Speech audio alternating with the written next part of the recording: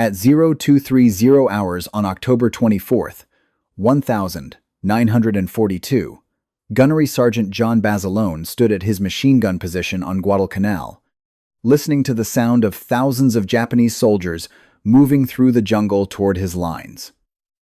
26 years old, Marine Corps veteran, former Army boxer from Raritan, New Jersey, the son of Italian immigrants who had come to America with nothing. His father Salvatore worked in a silk mill, then a laundry, then whatever jobs he could find. His mother Dora raised 10 children in a small house on First Avenue. John was the sixth child. He had dropped out of school at 15 to work as a caddy at the local golf course. At 18, he enlisted in the Army, served 3 years in the Philippines, stationed in Manila. The soldiers called him Manila John. He liked the nickname. When he came home in 1937, he tried civilian life, worked as a truck driver, got bored. The peacetime world felt small after the Philippines. In 1940, he enlisted in the Marine Corps. He wanted to see action, wanted something bigger than driving trucks through New Jersey. By October 1942, he had found what he was looking for: Guadalcanal. The name would become synonymous with hell. 6 months of continuous combat. Disease, starvation, naval bombardment, air raids, and endless Japanese attacks. The Marines had landed in August to capture Henderson Field, an airstrip the Japanese had been building. That airstrip became the key to the entire Pacific campaign. If the Americans kept it, they could project air power across the Solomon Islands. If the Japanese retook it, they could stop the American advance cold and potentially reverse the entire direction of the war. The Japanese High Command had committed the 17th Army to retaking Guadalcanal. Fresh divisions from China and Manchuria, artillery batteries, tank companies, everything needed to overwhelm the thin American perimeter and drive the Marines into the sea. October 24th was supposed to be the decisive day. The day Japan would erase the humiliation of losing Guadalcanal. The day the Americans would be pushed back into the ocean. Basilone's position guarded a narrow corridor south of Henderson Field near the Guadalcanal River, a natural approach route through the jungle. Dense vegetation on both sides, creating a corridor roughly 75 yards wide. A killing ground if properly defended. But defense required firepower.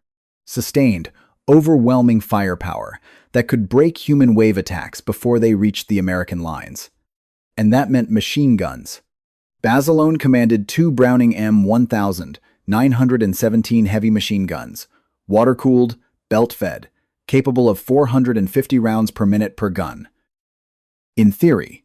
In reality, the guns jammed constantly in the jungle humidity. The water jackets leaked. The ammunition belts swelled and stuck in the humid air. Condensation formed inside the receivers. Every gun position on Guadalcanal was a constant battle against mechanical failure and environmental degradation. Guns that worked perfectly in training fell apart in combat conditions. But Basilone's guns worked. They always worked.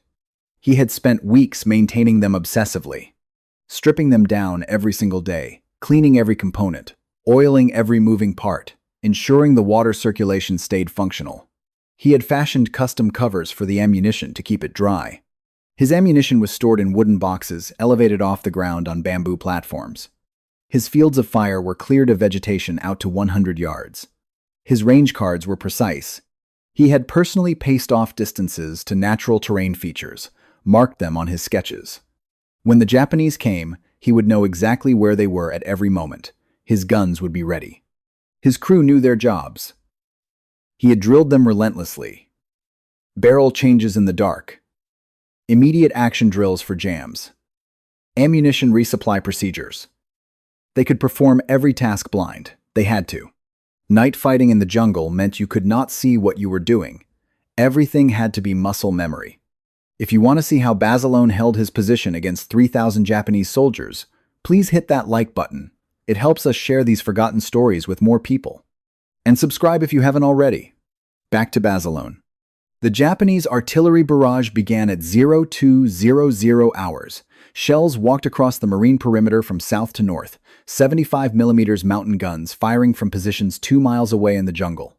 The explosions tore through coconut palms, sent shrapnel screaming through the vegetation, killed Marines in their fighting holes.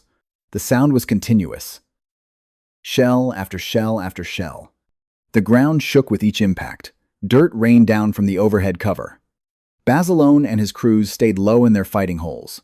The machine gun positions had been built with double layers of sandbags and coconut log overhead cover.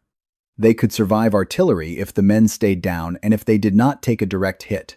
The barrage lasted 30 minutes. Some shells landed 10 yards from Basilone's position, close enough to feel the heat from the explosions, close enough to hear the shrapnel embedding itself in the sandbags. But the position held. The overhead cover protected them. When the barrage finally stopped, the silence was almost worse than the noise. Basilone's ears were ringing so badly he could barely hear his own breathing. He raised his head above the sandbag wall, checked his guns, both functional, ran his hands over the receivers, no damage, checked his crews. 2 men per gun. Private First Class Nash and Private Garland on Gun 1, Private Evanston and Private Powell on Gun 2, all alive, all functional, 4 Marines plus himself. 5 men to hold this section of the line. 5 men, against whatever was coming through that jungle. Basilone could hear them now, not individual voices, a collective sound, thousands of boots moving through undergrowth, equipment rattling, officers shouting commands in Japanese. The distinctive click of rifle bolts. The metallic sound of bayonets being fixed. The Japanese were not trying to be quiet anymore. They wanted the Marines to hear them coming. Wanted them to understand the size of the force about to hit their lines. Wanted them to be afraid. Psychological warfare before the physical assault. At 0245 hours, the first Japanese soldiers emerged from the jungle, 100 yards from Basilone's position. Shadows moving between the trees. A probe. A small unit sent forward to test the defenses, draw fire, locate the American positions. Maybe 15 men. They moved cautiously, rifles at the ready, checking every shadow. Basilone watched them through a gap in the sandbags. He had learned patience in the Philippines. Never reveal your position for a probe. Wait for the main assault. Let them think you are not there. The probe moved closer. 75 yards. 50 yards. The lead soldiers could probably see the American fighting holes by now.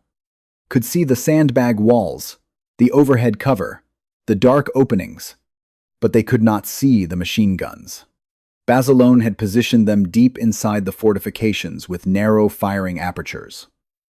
From outside, the positions looked abandoned. Just empty holes that might once have contained Marines. At 30 yards, Basilone opened fire, both guns simultaneously. The sound was overwhelming, even to men who had been hearing machine gun fire for weeks, 900 rounds per minute, combined fire.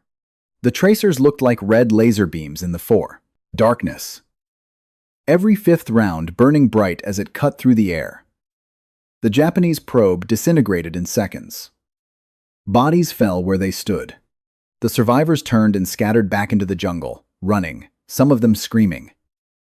Basilone ceased fire after 6 seconds. 12 rounds per gun. 72 rounds total expended. The probe was destroyed. Basilone's crews immediately reloaded. Fresh ammunition belts fed into the guns. Water circulation checked. The barrels were barely warm. They had maybe 5 minutes before the main assault came. Basilone used the time to inspect his position one more time. The guns had performed perfectly. No jams. No hesitation. His maintenance work had paid off. The crews were steady. No one was panicking. They understood what was coming, but they were ready for it. Then, the jungle exploded with sound. Not a probe. Not a patrol. A full regimental assault. The Japanese doctrine for night attacks called for overwhelming infantry charges. Mass formations designed to overrun defensive positions through sheer numbers and fanatical determination. The soldiers had been told the Americans would break under sustained pressure, that Marines would abandon their positions when faced with waves of attackers willing to die for the emperor. Japanese infantry had broken Chinese divisions with these tactics. British forces in Malaya had collapsed under similar assaults. The doctrine worked. It had always worked. The Japanese 29th Infantry Regiment hit Basilone's sector with approximately 3,000 troops. They came in waves. The first wave consisted of 600 shock troops, veterans who had fought in China and knew how to assault fixed positions. They moved in squad formations, using fire and maneuver tactics. One squad would advance, while another provided covering fire. Then they would switch. Professional soldiers executing a rehearsed plan. They were not screaming yet. They were saving that for when they got closer. Basilone waited until they reached 50 yards. Then he opened fire again. The machine guns tore through the advancing formations like chainsaws through paper. Japanese soldiers fell in clusters. The .30 caliber rounds cut through the jungle vegetation, through human bodies, kept going. Every fifth round was a tracer. The effect in the darkness was apocalyptic. Streams of red fire reaching out from the Marine position into the mass of attacking soldiers. The guns sounded like jackhammers. Continuous mechanical thunder. The first wave faltered at 30 yards. Too many casualties.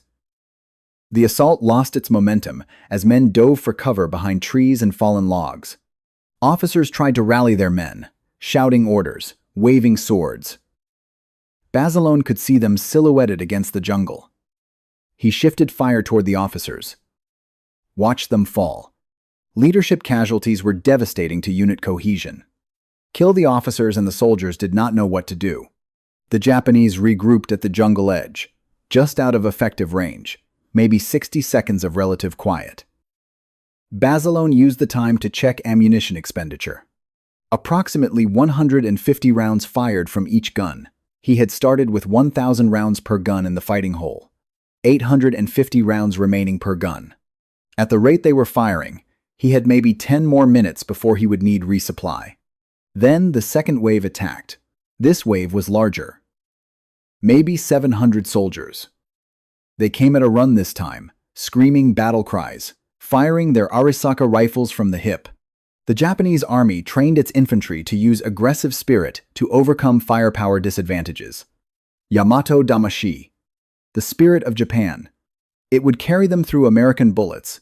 It would deliver victory against a materially superior enemy. The spirit of the warrior was stronger than machines. It delivered them into a wall of machine gun fire that never stopped. Basilone's guns worked in perfect synchronization. When Gun 1 paused to reload, Gun 2 kept firing. Continuous suppression. The barrel change drills he had practiced with his crews now paid dividends.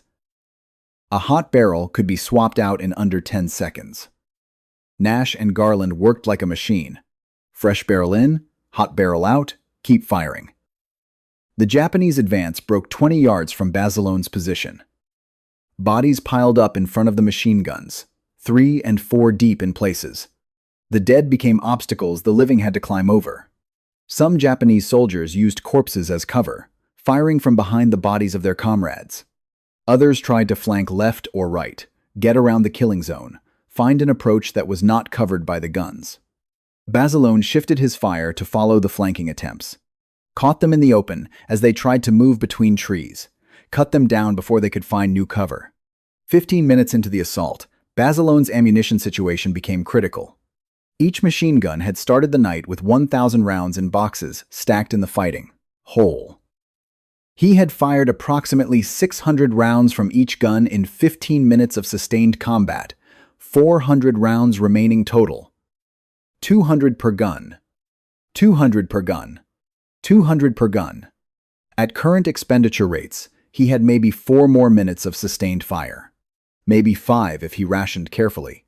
But rationing meant slower fire. Slower fire meant the Japanese could get closer. Get close enough to throw grenades. Close enough to rush the position. The Japanese sensed the American fire slackening. They attacked again. A third wave. More soldiers pouring out of the jungle from multiple directions. They were trying to overwhelm the position through simultaneous pressure from different angles. Make the defenders choose which threat to engage. Create gaps in the defensive fire. Basilone rotated between his 2 guns, directing fire toward the most dangerous threats, calling targets to his crews. His voice was hoarse from shouting over the gunfire. His crews were performing flawlessly, working with mechanical precision. but the ammunition was running out. 300 rounds left total. 200 rounds. 150 rounds. He needed resupply. Needed it immediately. But the ammunition dump was 50 yards behind his position, back toward the center of the Marine perimeter. Getting there meant leaving his guns. Leaving his crews alone in their fighting holes, in the middle of a regimental assault. Every instinct told him to stay. A machine gun section leader did not abandon his position during contact. But without ammunition, the guns were useless. And useless guns meant the position would be overrun. Basilone made his decision. He told Nash to take command. Keep both guns working no matter what happened. Do not stop firing. He grabbed an empty ammunition carrier and started running toward the rear through the jungle. The terrain between his fighting position and the ammunition dump was under Japanese fire. Mortar rounds were landing randomly across the Marine perimeter.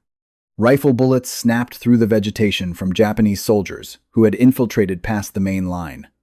Artillery shells from the Japanese mountain guns were still falling sporadically. Basilone ran in a crouch, staying as low as possible. A mortar round exploded 10 feet to his left. The blast wave picked him up and threw him sideways into a tree. He hit the trunk hard. The impact knocked the air out of his lungs. For a moment he could not breathe. Could not move. His vision went gray at the edges. Then his lungs remembered how to work. He sucked in air, got to his knees, got to his feet, started running again. He reached the ammunition dump, found the wooden crates marked 30-06, grabbed 2 ammunition belts, 250 rounds each, 40 pounds total, slung them over his shoulders in an X pattern across his chest. The weight was crushing, but he could carry it, had to carry it, started running back toward his position. More mortar fire. The Japanese had observers somewhere in the jungle marking American movement. A shell landed 15 feet ahead of him.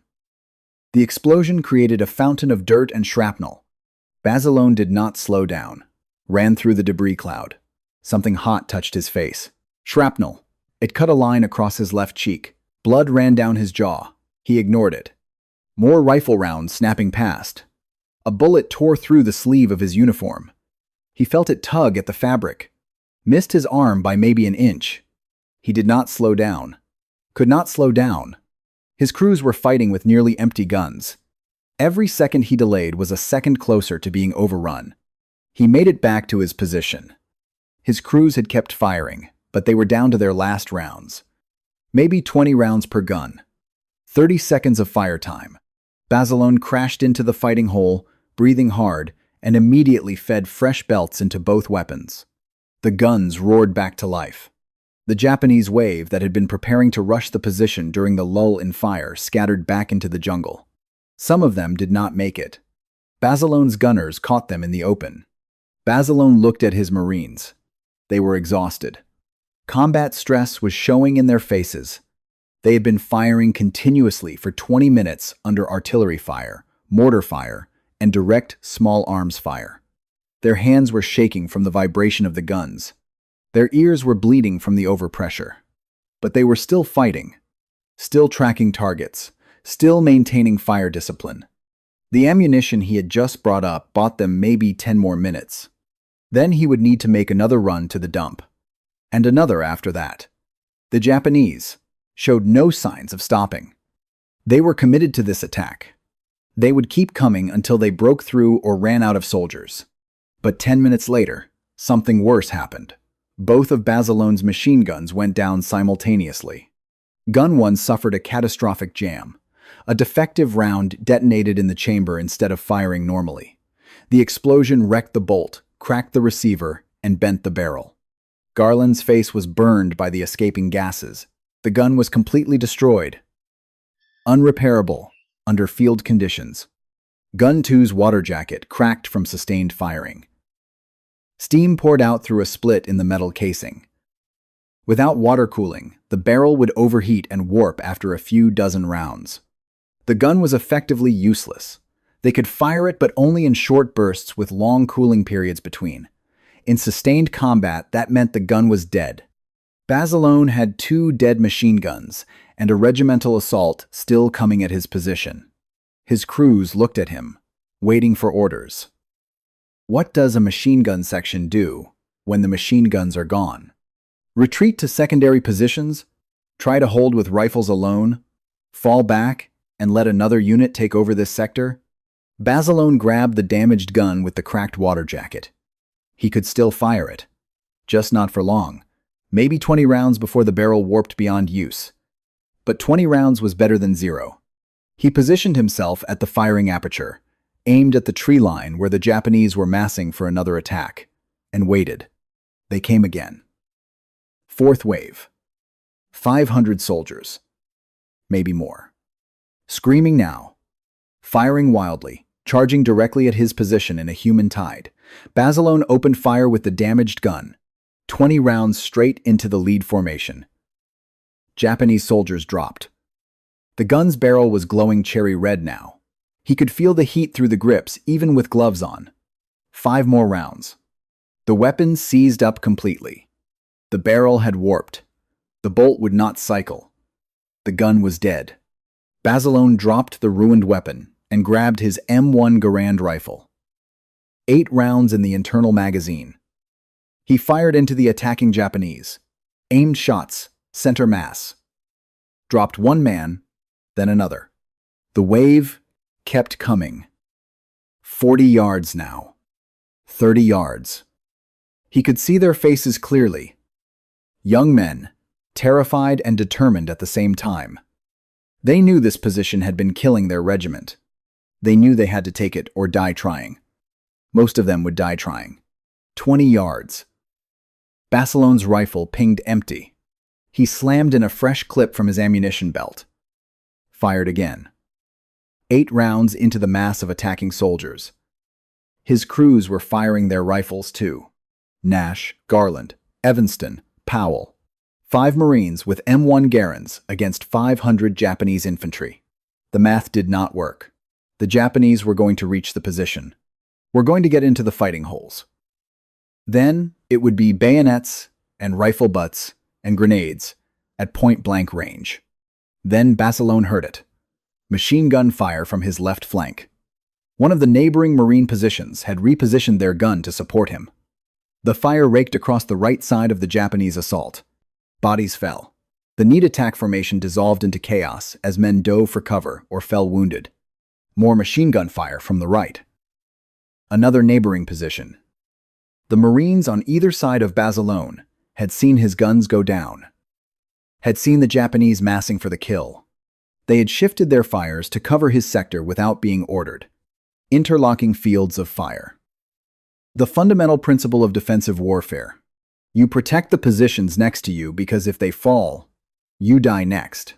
The 4th wave broke under the crossfire. The survivors retreated into the jungle, dragging wounded comrades when they could. Basilone used the breathing space to assess his situation. 2 destroyed machine guns that could not be repaired.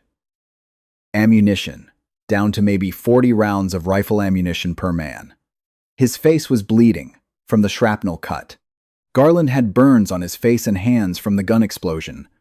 But everyone was still alive, still capable of fighting, and the line had not broken. A runner appeared from battalion headquarters. Lance Corporal Thomas, covered in mud and bleeding from a dozen small wounds. He had run through the same hell Basilone had crossed to get ammunition. He brought orders from Lieutenant Colonel Puller. Hold the position. Reinforcements were coming. New guns were coming. Just hold for 15 more minutes. Basilone sent Thomas back with a message. Tell Chesty they were holding. Tell him they needed those guns fast because the Japanese were not stopping. Tell him Basilone's sector was the key terrain, and if it fell, the whole perimeter might collapse. The Japanese attacked again, while Thomas was still running back toward battalion. 5th wave. They had learned from the previous failures. This time they brought knee mortars forward. Type 89 grenade dischargers. Small, portable mortars that could be carried and operated by a single soldier. The Japanese infantrymen called them leg mortars because early American intelligence mistakenly thought they were fired by bracing the baseplate against the thigh. The mortars began dropping rounds directly on Basilone's position. High explosive shells landing inside the fighting holes. One round exploded 5 feet from where Nash was crouched. The blast picked him up and slammed him against the sandbags. He went down hard. Blood poured from his ears and nose. Concussion. Basilone dragged him to the rear corner of the fighting hole, checked his breathing. Still alive. Unconscious, but alive. Another mortar round landed on the overhead cover. The coconut logs absorbed most of the blast, but fragments came through the gaps. Garland took shrapnel to the shoulder. Powell caught a piece in his leg. Both men kept fighting through their wounds because stopping meant dying. The mortar fire lifted after 90 seconds. Infantry assault began immediately. 6th wave. The Japanese had committed everything to this attack. This was their final major push. If this failed, they would have to withdraw and reorganize for another night. But if it succeeded, Henderson Field would fall by dawn. Basilone had no machine guns. He had 4 Marines, 3 of them wounded, 1 unconscious. He had maybe 150 rounds of rifle ammunition total among all 5 men. The Japanese came at him with 400 soldiers. They had to cover 60 yards of open ground to reach his position. In that 60 yards, Basilone and his 3 functional Marines would have to kill enough of them to break the assault. They fired as fast as they could reload. 8 rounds. Reload. 8 rounds. Reload. The M1 Garand's distinctive ping echoed across the battlefield each time an empty clip ejected. Japanese soldiers fell, but not enough of them. They were still coming. 40 yards now. 30 yards. 20 yards. Then the reinforcements arrived. A platoon of Marines from the Division Reserve, 40 men, led by a second lieutenant named Sweeney, who had heard that Basilone's position was critical and had run his platoon forward without waiting for formal orders. They came in from behind Basilone's position at a dead run, deployed along his flanks, and opened fire with everything they had. Fresh troops with full ammunition loads. The additional firepower staggered the Japanese assault. Lieutenant Sweeney brought something else. 2 replacement M1917 machine guns. He had grabbed them from a supply dump and had Marines carry them forward through the mortar fire. Basilone and his surviving crew members immediately set up the new guns, positioned them in the fighting holes, loaded fresh belts, checked the water jackets, opened fire. The effect was immediate and devastating.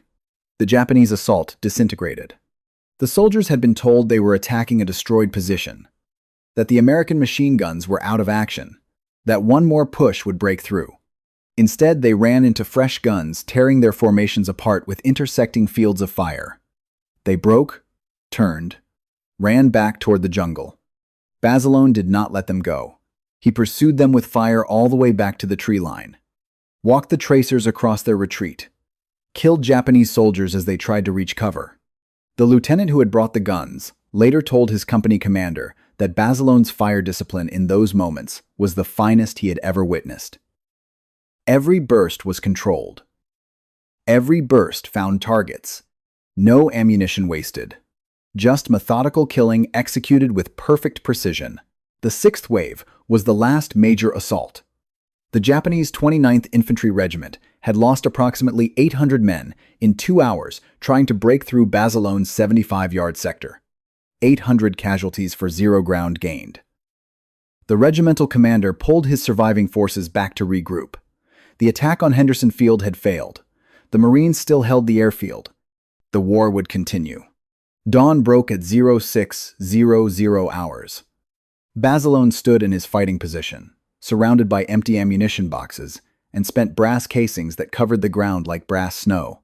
His uniform was soaked with sweat, blood, and the oil from the machine guns.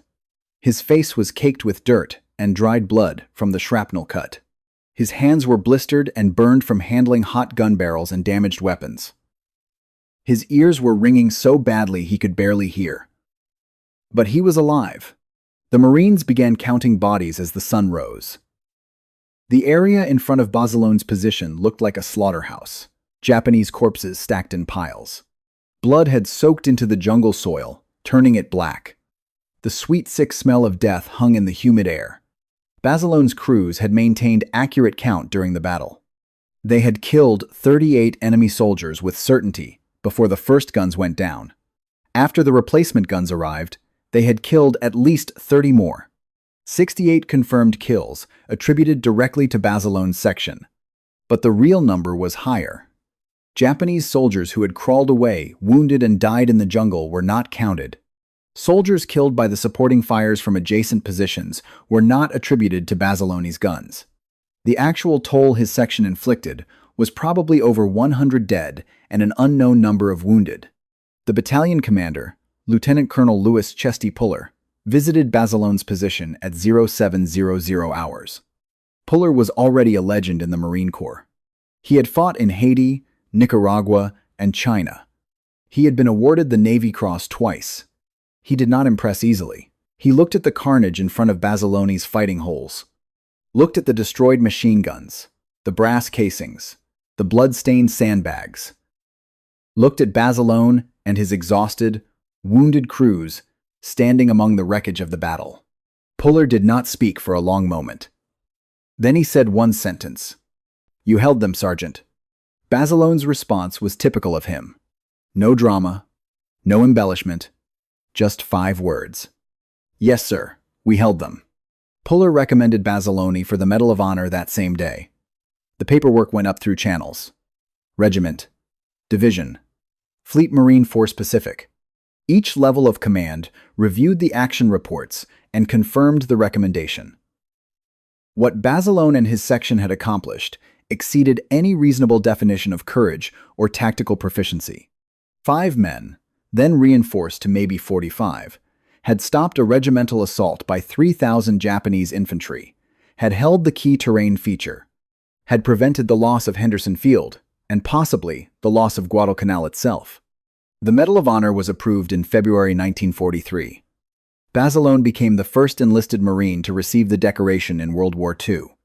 The citation was read aloud at the presentation ceremony. For extraordinary heroism and conspicuous gallantry in action against enemy Japanese forces, above and beyond the call of duty, while serving with the 1st Battalion, 7th Marines, 1st Marine Division in the Luzon area, Guadalcanal, Solomon Islands, on the night of 24 to 25 October 1942. While the enemy was hammering at the Marines' defensive positions, Sergeant Basilone, in charge of 2 sections of heavy machine guns, fought valiantly to check the savage and determined assault. In a fierce frontal attack, with the Japanese blasting his guns with grenades and mortar fire, one of Sergeant Basilone's sections, with its gun crews, was put out of action, leaving only 2 men able to carry on. Moving an extra gun into position, he placed it in action, then, under continual fire, repaired another, and personally manned it. Gallantly holding his position, ammunition being critically low, he ran a distance of 200 yards through enemy fire to replenish ammunition, making 2 trips with it, and despite his gunner being killed, continued firing the gun. When the ammunition in the Japanese attack became spent, Sergeant Basilone used his pistol to keep the enemy at bay. Securing by telephone another gun to take over his position, he removed another gun to a new location and placed it in operation, completing the installation with 2 other Marines under murderous fire. The actual citation was dry military language that could not capture what had really happened that night. It could not capture the sound of 3,000 men screaming as they charged through a jungle, could not capture the heat of a machine gun barrel glowing red in the darkness, could not capture the moment when both guns went down and Basilone decided to grab one destroyed weapon and fire it until it fell apart in his hands rather than retreat. Could not capture any of it. The Marine Corps sent Basilone home in 1943 for a war bond tour. Parades through American cities, speeches at factories, handshakes with politicians. Basilone hated every moment of it. He was not built for speeches and parades. He was built for fighting. He requested to return to combat. The Marine Corps denied the request. They needed him for morale, for bond sales, for recruiting. One genuine hero was worth more than 100 recruitment posters. Basilone pushed harder, used every connection he had, finally got approval to return to the Pacific in December 1944. He was assigned to the 5th Marine Division, 1st Battalion, 27th Marines, Charlie Company as a machine gun platoon sergeant. The division was training for the invasion of Iwo Jima. Iwo Jima, a volcanic island 660 miles from Tokyo. 8 square miles of sulfuric rock and black sand. The Japanese had fortified every inch with 11 miles of tunnels, hundreds of pillboxes, thousands of hidden fighting positions. 21,000 Japanese defenders who had sworn to die rather than surrender. The Marines were told to expect 30% casualties. The actual number would be higher. D-Day was February 19th, 1945. Basilone's company was in the first assault wave. They hit the beach at 0900 hours. The volcanic sand was soft. Landing craft grounded 50 yards from shore. Marines had to wade through the surf, carrying 60 pounds of equipment. Some drowned in the holes underwater. Others were cut down by Japanese machine gun fire before they reached dry land. Basilone made it to the beach. His platoon assembled behind him. They were supposed to move inland toward the first airfield. But the beach was a kill zone. Japanese artillery and mortar fire rained down from the high ground. Marines died in clusters. Bodies piled up in the black sand. Basilone saw the problem immediately.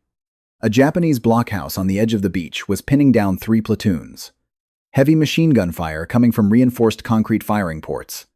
Marines were trying to advance but getting cut down. The attack was stalling.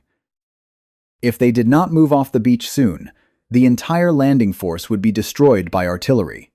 Basilone led a demolition team around the left flank of the blockhouse. They crawled through the sand under fire. 75 yards of open ground. Japanese defenders saw them coming. Rifle fire kicked up sand around them. Basilone kept moving. Got to the side of the blockhouse. Placed a satchel charge against the concrete wall. Set the fuse. Pulled back. The explosion blew a hole in the blockhouse wall. The Japanese machine gun fell silent. Marines poured through the gap Basilone had created. The advance resumed. But the beach was still a nightmare. Destroyed landing craft burning. Bodies everywhere. Wounded men screaming for corpsmen. The smell of burning flesh and cordite. Basilone regrouped his platoon. They had taken casualties but were still functional. He led them toward airfield number 1. They were 200 yards inland when the Japanese artillery found them. A mortar round landed directly on Basilone's position. The explosion killed him instantly. 4 Marines around him died in the same blast. John Basilone died on Iwo Jima on February 19th, 1945. He was 28 years old. The Marines buried him in the 5th Division Cemetery on Iwo Jima. After the war, his body was returned to the United States. He was buried in Arlington National Cemetery with full military honors. The kid from Raritan, who dropped out of school at 15 to caddy at a golf course. Who joined the Army because he did not know what else to do. Who found his calling in the Marine Corps. Who held a position against 3,000 Japanese soldiers on Guadalcanal because retreating never occurred to him. Who earned the Medal of Honor and could have stayed home safe but went back to combat because that was where he belonged. Manila John Basilone. The only enlisted Marine in World War II to receive both the Medal of Honor and the Navy Cross. The machine gunner who became a legend. The sergeant who showed an entire generation of Marines what holding the line actually meant. If this story moved you the way it moved me, please hit that like button. Every like tells YouTube to show this story to more people. Hit subscribe and turn on notifications. We're rescuing forgotten stories from dusty archives every single day. Stories about caddy boys and machine gunners who save battles with courage and precision. Real people. Real heroism. Drop a comment right now and tell us where you're watching from. Are you watching from the United States, United Kingdom, Canada, Australia? Our community stretches across the entire world. You're not just a viewer. You're part of keeping these memories alive. Tell us your location. Tell us if someone in your family served. Just let us know you're here. Thank you for watching, and thank you for making sure John Basilone doesn't disappear into silence. These men deserve to be remembered, and you're helping make that happen.